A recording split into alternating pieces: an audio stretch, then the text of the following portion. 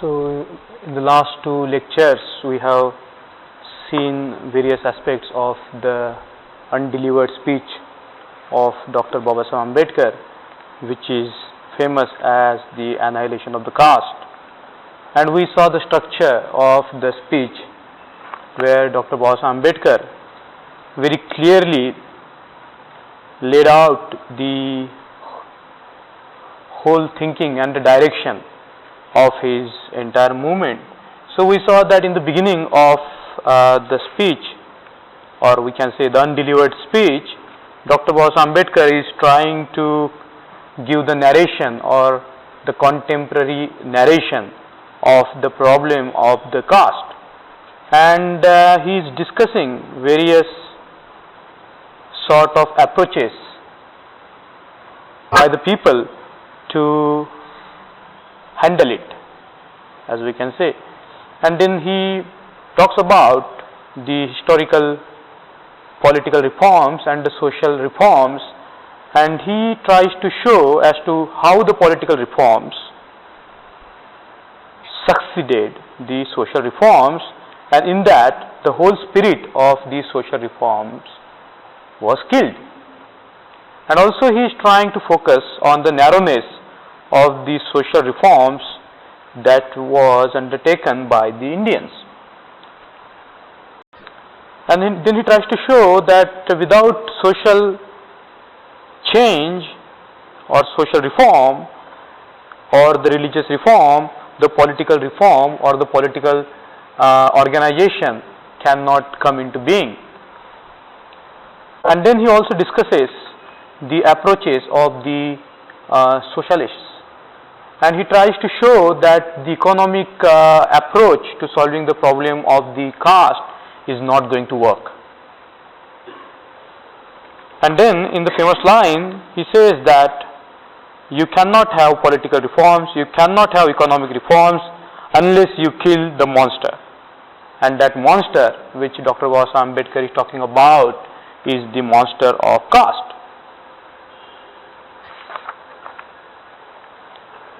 And after discussing the contemporary issues of the problem of the discrimination that arises due to the caste psychology, he goes on citing various examples about the presence of the caste atrocities. And we have seen that he has cited examples from all over the country. And then he takes on the various defenders of the caste system. So some of the people were trying to defend the caste system as the division of labor, but Dr. Babasaheb Ambedkar tries to say or spell out that it's the division of laborers, and then he goes on into depth of that particular analysis as to how it is not the division of the labor, but how it is the division of the laborers. And then he takes on the biological defense and the economic efficiency approach, and then he tries to show how hollow or shallow the Hindu society is. According to his analysis of the Hindu society, there is no Hindu society, it is just a myth. So he says that the name Hindu is the foreign name given by the foreign invaders. Then he also talks about the humanity in the so-called Hindu society, and he tries to show that how the tribals have been neglected by the so-called Hindu society, and thus he is trying to show that the Hindu society has no human character. Then he also discusses the Shuddhi and the Sanghatan, and in this process he tries to argue against all these various defenders of the caste system.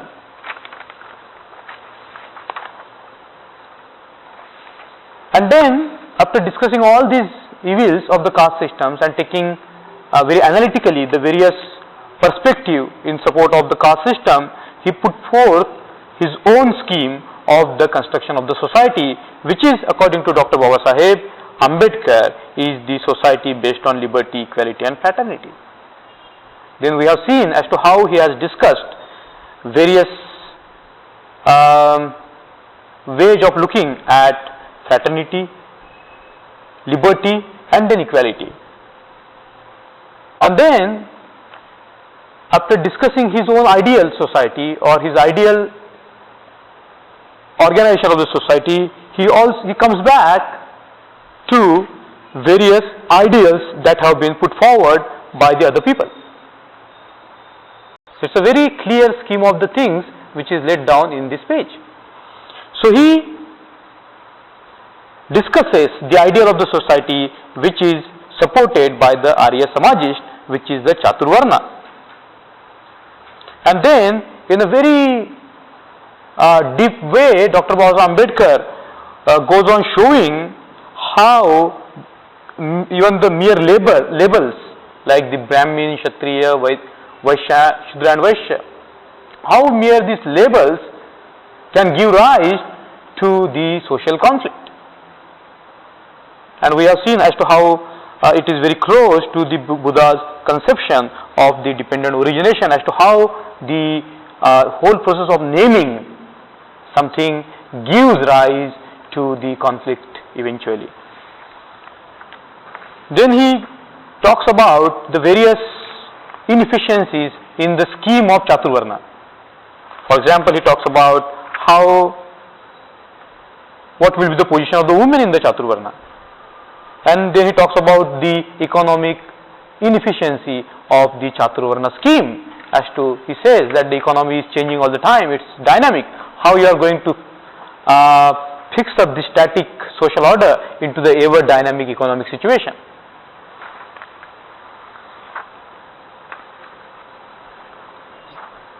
So after discussing or argumenting against the scheme of Chaturvarna, Dr. Baba Ambedkar asks a very fundamental question. And we are going to start with that fundamental question. There is no doubt, in my opinion, that unless you change your social order, you can achieve little by way of progress. You cannot mobilize the community, either for defense or for offense. You cannot build anything on the foundations of caste. You cannot build a nation, and you cannot build a morality. Anything that you will build on the foundations of caste will crack and will never be whole. So these few words are to be noted very promptly here. Nation morality cannot be founded on the basis of the caste. And then he raises a fundamental questions. He described the problem, he went into various details of the problems, he took on various defenders of the caste system, and now he is trying to give us the solution. And that is what it is. He says, how to bring about the reform of the Hindu social order. In a way, how to abolish caste. Because the speech, the direction that the speech is taking is from understanding the problem, understanding the situation, and the scheme of the things which have to be applied in order to attain to the desired end. So with the desire in the mind, we have to again come back to the problem and look at it from the desired end which we are trying to seek. So he says how to abolish caste. There is a view that in the reform of caste, the first step to take is to abolish subcaste. So there is a view that says that if you can abolish the subcaste, the caste system will be abolished. And Dr. Baba Ambedkar goes on showing that such is not the case. If we go on abolishing the subcaste might become the one singular bigger caste, and that might not ultimately end the caste system. And in order to defend his argument, he cites the case of various castes all over India. For example, the condition of Brahmins in the North India is very different from the Brahmins in the South India. Their culture, their language, their everything is so different, and it varies from region to region. And such is the case with all various castes. So he says that abolition of the caste within the subcaste, within the caste, is not going to solve the problem. And then he says that it may happen that the process may stop with the abolition of subcaste. In that case, the abolition of subcaste will only help to strengthen the caste, and that's what we have seen in the Indian history. For example, if we look at the Brahmin caste, because they have been to somewhat or to some extent successful in abolishing their own subcaste, they have formed an all India homogeneous group. He says the abolition of subcaste will only help to strengthen the caste and make them more powerful and therefore more mischievous. This is a very important statement. He says that if we start abolishing the subcaste, for example, if you have to understand this, say if there is a Brahmin caste, and within the Brahmin caste there are many subcastes like Saraswat, so on and so forth. So he says that if we begin with the abolition of subcaste, when we start the process of abolition of the subcaste, in its place there will be a strengthened caste in a more powerful way, and it will emerge in a more mischievous way. And then he says that this remedy is neither practicable nor effective. So abolition of the subcaste, he says that it's neither practicable nor effective. Now you have to follow this argument very thorough, and we are going to follow this argument very thorough today. And then he says that there is another plan of action for abolition of caste is to begin with intercaste dinners. Let there be many intercaste dinners. And he says that in his opinion it is an inadequate remedy. So you have to keep these words in your mind. The abolition of the subcaste is nor effective, neither practicable nor effective. The interdining is an inadequate remedy. And then he says that he is convinced that the real remedy is intermarriages. Follow the argument very thorough, because we have to really look at Dr. Babasaheb Ambedkar's argument as to how the caste can be abolished. And he says that the real remedy is intermarriage. The real remedy for breaking the caste is intermarriage. Nothing else will serve as the solvent of caste. So now Dr. Babasaheb Ambedkar stops here, and he goes on praising the work of Jat Paat Todak Mandal as to how they are encouraging the intercaste marriages or the intermarriages between various castes. So he says, he addresses the members of the Jat Paat Todak Mandal, and he says, you have located the source of disease. That is the source of the disease that you have located. And he raises another question: is your prescription the right prescription for the disease? So whatever prescription that you have given in order to abolish the caste, is it the right prescription? And then he raises a few questions. Why is it that a large majority of Hindus do not interdine and do not intermarry? Why is it that your cause is not popular? Why people don't intermarry? There can be only one answer to this question, and it is that interdining and intermarriage are repugnant to the beliefs and dogmas which the Hindus regard as sacred. So why the Hindus don't interdine or intermarry is because it's against their religious system or religious belief. And he says in a very famous statement that caste is not a physical object like a wall of bricks or a line of barbed wire which prevents the Hindus from commingling and which has therefore to be pulled down. Then he roars, caste is a notion of mind. It is a state of mind. The destruction of caste does not therefore mean the destruction of a physical barrier. It means a notional change. It means a notional change. And then he extends his argument further. He says, Hindus observe caste not because they are inhuman or wrong-headed. They observe caste because they are deeply, deeply religious.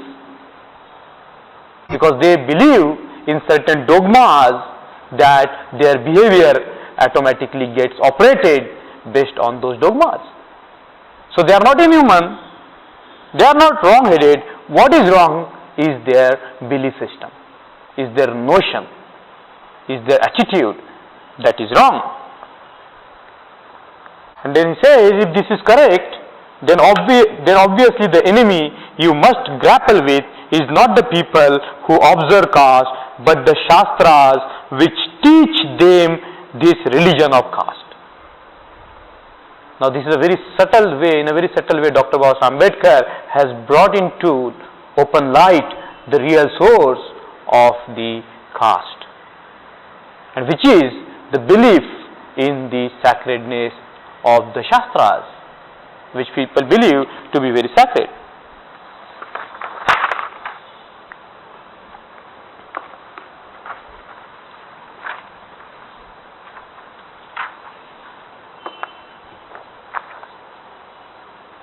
And then, as if he tries to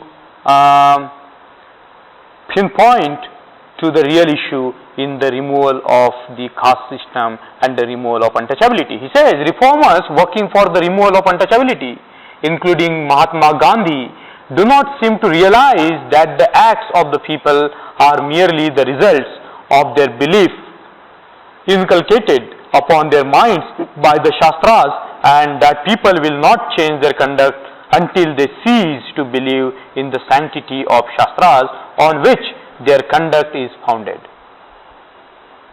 So he says, he gives like two solutions. He says, make every man and woman free from the thraldom of Shastras. So make people free from the slavery of the religious scriptures. And the second, cleanse their minds of the pernicious notions founded on the Shastras. If we do these two things, what will happen? He or she will interdine and intermarry without your telling him or her to do so. So two ways. First is that the people should be free from the slavery of the Shastras. And second, cleanse their minds of the pernicious notions founded on the Shastras. If we can do these two things, people will automatically start to interdine and intermarry. Dr. Ambedkar goes in the very depth of the issue, which we are going to do today. So he says that you must take the stand that the Buddha took. You must take the stand which Guru Nanak took. You must not only discard the Shastras, you must deny their authority as did Buddha and Nanak. And we have seen that this speech came after the very famous declaration at Yevala.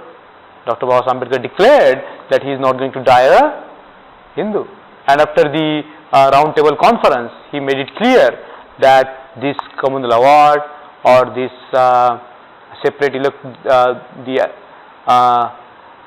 Reformed MacDonald Award has really did very wrong to my community. It is trying to show that we are Hindus, and as a matter of fact, we are not Hindus. So it's completely adrift. So he says that if you understand the problem in its totality like this, he says, what is your chance of success? And then he talks about the various reformation. He says that there is a secular reform and there is a religious reform. Understand these two aspects. One, there is a secular reform and there is a religious reform, and the religious reforms have two approaches. One approach is the reform accords with the principles of the religion and merely invites people who have departed from it to revert to them and to follow them. So that's the one aspect of the religious reform, and there is another aspect in the area of the religious reform, that is the reform which not only touches the religious principles but is diametrically opposed to those principles and invites people to depart from and to discard their authority and to act contrary to those principles. So there are two types of reforms. One is a secular reform, and there is another type of reform, that is a religious reform, and within the category of the religious reform there are two corollaries or two categories of the further religious reform, that is which support the religion, and another religious reform is completely opposed to the religious reform. And Baba Sahib says the destruction of caste is a reform which falls under the third category.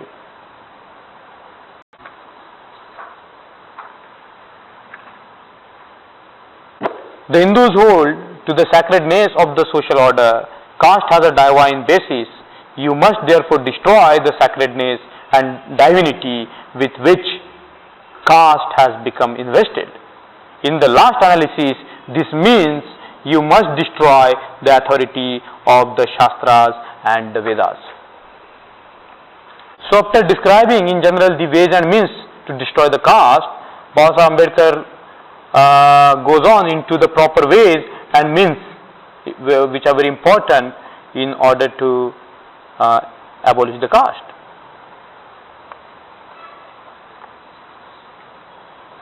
And Baba Sahib shows, or Baba Sahib expresses his opinion that it is a very impossible task to abolish the caste.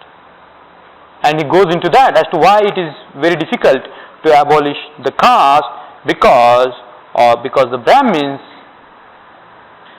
have shown a very hostile attitude to the abolition of the caste. Because the Brahmins have shown very hostile attitude to the abolition of the caste, it's very difficult to annihilate the caste. So here is a very famous line which Baba Sahib has given and which I am going to read for you. He says, people sometimes ask the idle question, why the Pope does not introduce this or that reform? Pay your attention to this particular example that Baba Sahib gave. Why the Pope does not introduce this or that reform? The true answer is that a revolutionist is not the kind of man who becomes a Pope, and that a man who becomes a Pope has no wish to be a revolutionist. I am going to read it again. Why the Pope does not introduce this or that reform? The true answer is that a revolutionist is not the kind of man who becomes a Pope, and that a man who becomes a Pope has no wish to be a revolutionist.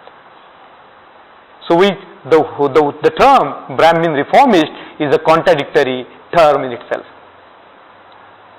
It's a very contradictory term if somebody is trying to say that he is a Brahmin reformer. Unless we take away that name and really do away with the caste, the true reforms or the true abolition of the caste cannot take place. The Sultan could not, if he would, change the religion of the Islamic world, but even if he could do so, it is the very highest degree improbable that the head of Islam should wish to overthrow the religion of Muhammad. So there is kind of the internal and external factors which keeps the status quo. Baba says, I think these remarks apply equally to the Brahmins of India, and one can say with equal truth that if a man who becomes a Pope has no wish to become a revolutionary, a man who is born a Brahmin has much less desire to become a revolutionary. Indeed, to expect a Brahmin to be a revolutionary in matters of social reform is as idle as to expect the British Parliament, as was said by Leslie Stephen, to pass an act requiring all blue-eyed babies to be murdered. Then here in a very famous paragraph, Dr. Baba Ambedkar goes on describing the intellectual class of the society, the intellectual class that gives guidance to the society, and he shows very clearly as to how Brahmins as the intellectual class is a complete failure when it comes to the reformation of the society. And I am not going to go much into details of that. And then he again goes on arguing that there is no place for rationalism or to question in Hinduism, because according to the scheme of things in the Hinduism, you have to accept whatever written in the religious scriptures. There is no scope to attack on the Hindu scriptures. Now we are entering into a very complex area, and it's a very interesting area to really enter into.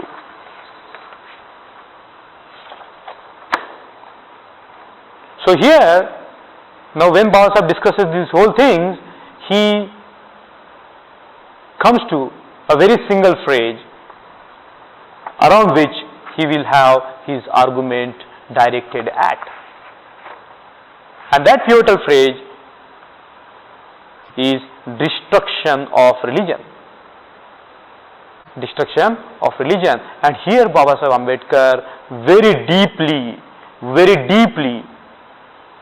discusses the philosophy of religion, which is quite an unusual task in 1935 to discuss the philosophy of the religion. And these passages which follow in the speech are so deep in terms of the concepts that if we try to understand them, it's going to take us into various arena of the knowledge, because they are so deep and so important.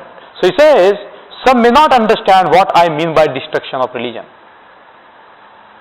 Some may find the idea revolting to them, and some may find it revolutionary. Let me therefore explain my position. And he comes and tries to explain his position. He says that I do not know whether you draw a distinction between principles and rules. Now we have to bear in the mind these two very important words, principles and rules, because this is where the whole argument comes into fruition. This is where we can see the whole logic, the whole cream of the speech coming onto the surface. This is where lies the real remedy, and this is where lies the clear-cut direction for the individual's life, because it is not just a speech about the abolition of the caste, but it's about how the new society is going to become, or how the new society is coming into being. He says, and this is going to be the evaluating tool for us in order to see whether we are really advancing in this direction. He says, I do not know whether you draw a distinction between principles and rule, but I do. Rules are practical. Rules are practical. They are habitual ways of doing things according to prescription. But principles are intellectual. They are useful methods of judging things. So, the first category is the category of the rules. Rules are practical. They are habitual ways of doing things according to prescription. But principles are intellectual.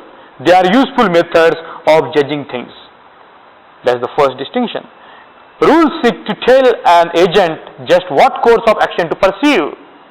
Principles do not prescribe a specific course of action. Principles do not prescribe a specific course of action. Rules, like cooking recipes, do tell just what to do and how to do it. A principle such as that of justice. Justice is a principle, it's not a rule. It's a principle. Supplies the main head by reference to which he is to consider the bearings of his desires and purpose. It guides him in his thinking by suggesting to him the important consideration which he should bear in mind. Now this is a very important distinction between the rules and the principles. Rules are like the receipts, and the principle is like the justice. So justice is a principle, equality is a principle. It's not a rule, it's a principle. This difference between rules and principles makes the act done in pursuit of them different in quality and in content.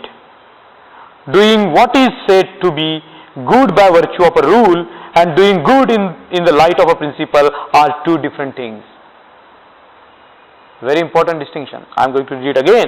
Doing what is said to be good by virtue of a rule, and doing good in the light of a principle are two different things. The principle may be wrong, but the act is conscious and responsible. The principle may be wrong, but the act is conscious and responsible. The rule may be right, but the act is mechanical. Very important distinction which Baba Ambedkar is drawing here. And if we understand it, to my mind, we understand much of what follows in Baba Sahib's life. A religious act may not be correct act, but must at least be a responsible act. Because the rules have no responsibility, you just do it mechanically. But the principles have the responsibility and you do it consciously. To permit of this responsibility, religion must mainly be a matter of principles. A religion must mainly be the matter of the principle. It cannot be a matter of rules. A religion cannot be a matter of rules. The moment it degenerates into rules, it ceases to be religion. Very important, very subtle, very important. As it kills responsibility, which is the essence of a truly religious act. Responsibility, we can say, is the essence of the truly religious act. Now, a lot of the philosophers of religion, they are grappling with these kind of problems as to what is the truly religious act. And Baba Sahib makes it very clear.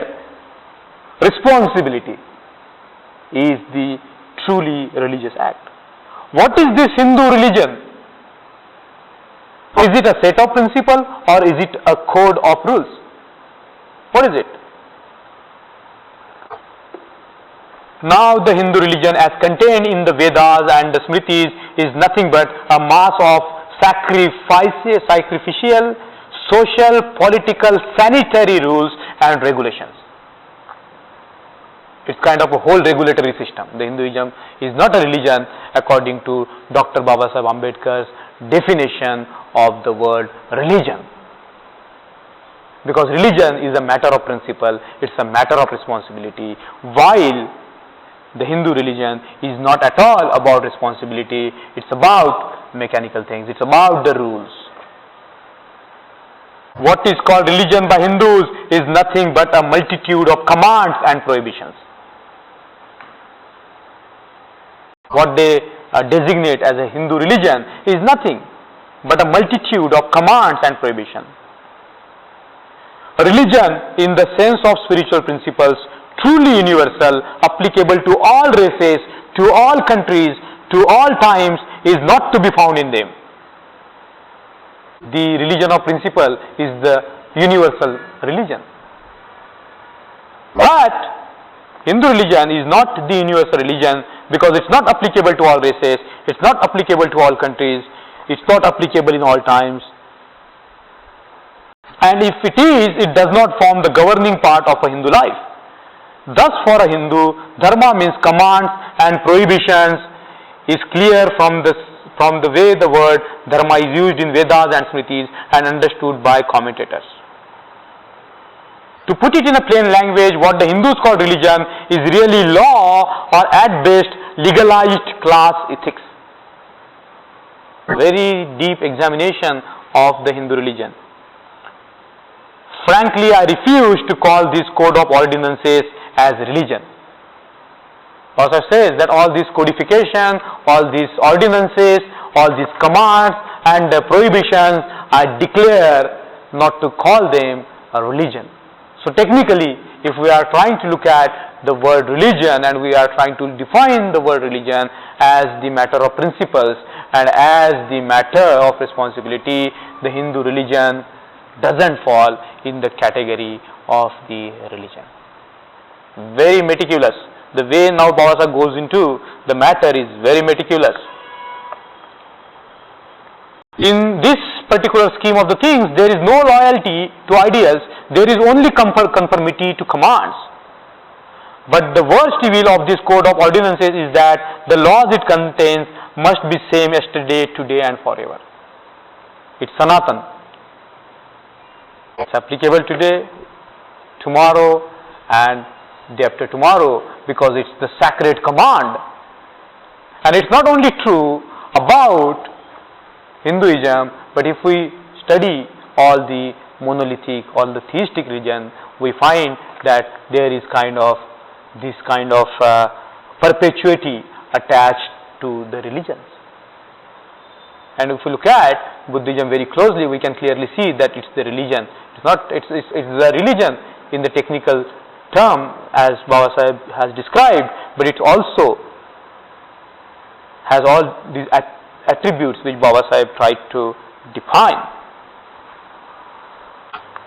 So Baba says, so long as people look upon it as religion, they will not be ready for a change, because the idea of religion is generally speaking not associated with the idea of change. So long as the people look at Hinduism as the religion, they will not bring any change. But the idea of law is associated with the idea of change, because the law changes all the time according to the circumstances, and the law is capable of changing, but the religion is very static. People try to have their full grip on the religion. They don't want to change the religion, but they are very open to changing the laws.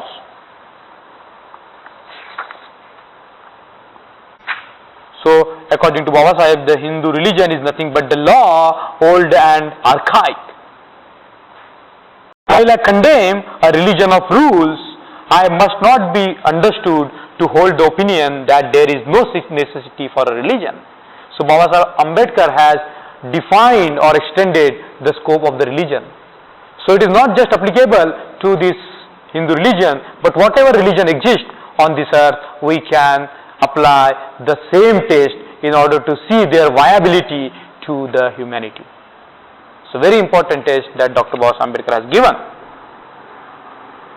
I agree with Edmund Burke when he says that true religion is the foundation of society. Now what is the true religion?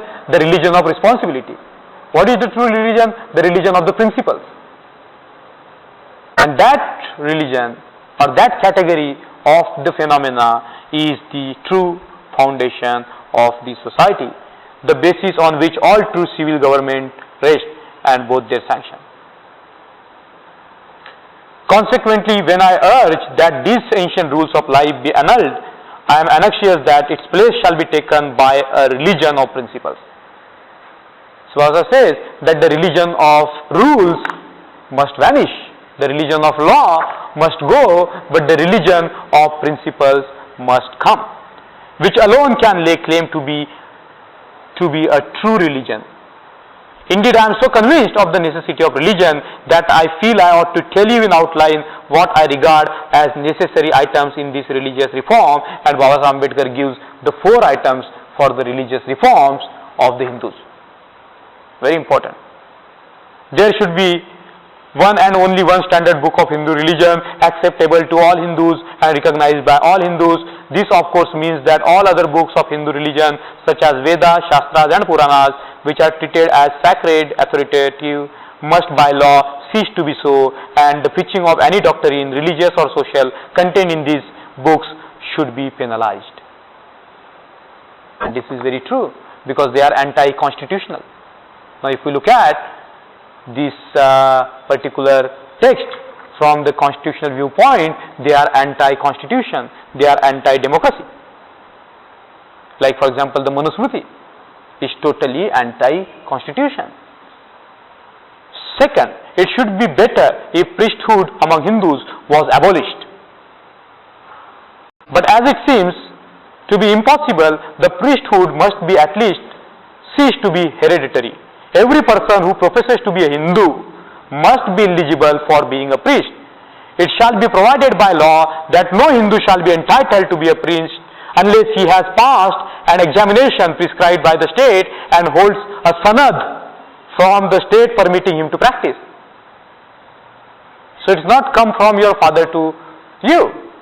The priesthood will be a matter of examination. You have to pass the examination like the lawyers. They have to pass the examination in order to have the sanad to really practice. So Dr. Ambedkar suggests that the priest will not come from one particular caste of the Hindus. They will be coming from all caste of the Hindus, and they will have to appear for the examination and have a sanad to practice, to preach.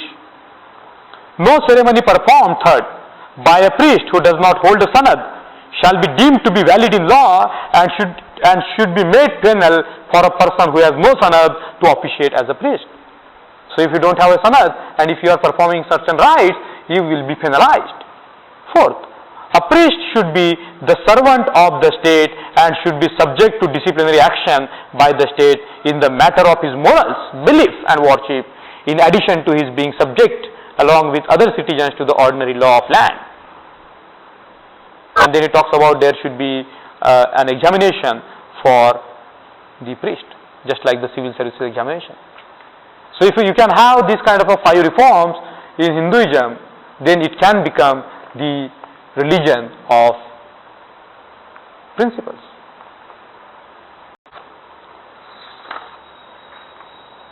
And what they should do, what the Hindus should do, and he prescribes them, he gives them advice.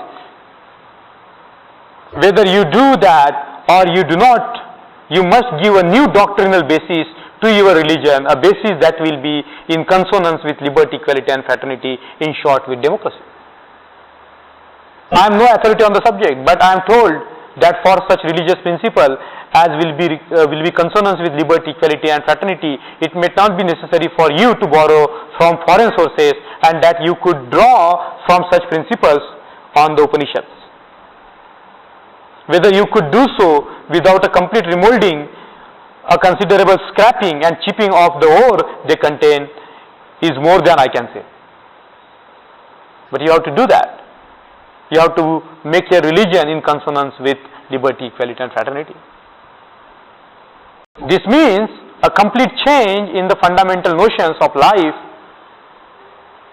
It means a complete change in the values of life. It means a complete change in outlook and in attitude towards men and things. It means conversion, but if you do not like the word, I will say it means new life.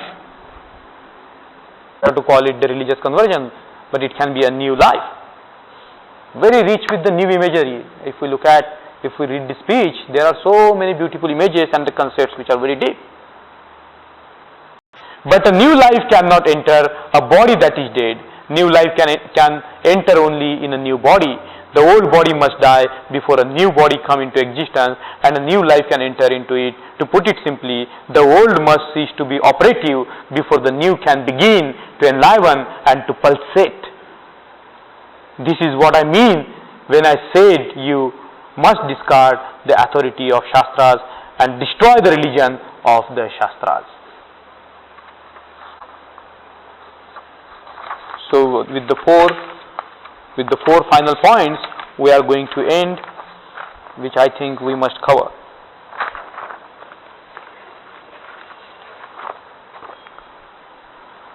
So there are some questions which Dr. Ambedkar is trying to put in forth. The Hindus must therefore examine their religion and then morality in terms of their survival value. Because morality and religion are not mere matters of likes and dislikes.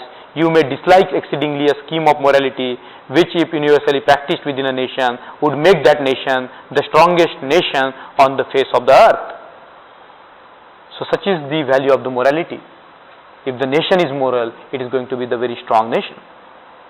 Secondly, the Hindus must consider whether they should conserve the whole of their social heritage or select what is helpful and transmit to the future, only that much and no more.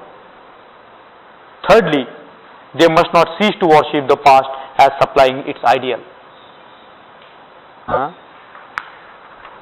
Because an individual can live only in the present. The present is not just something which comes after the past, much less something produced by it. It is what life is in leaving the past behind it. The study of past products will not help us to understand the present. A knowledge of the past and its heritage is of great significance when it enters into the present, but not otherwise. So the Hindus must not cease to worship the past as supplying the ideals. Fourthly, the Hindus must consider whether the time has not come for them to recognize that there is nothing fixed, nothing eternal, nothing sanatan, that everything is changing, that change is the law of life for individuals and as well as for the society. In a changing society, there must be a constant revolution of old values, and the Hindus must realize that if there must be standards to measure the acts of men, there must also be readiness to revise those standards.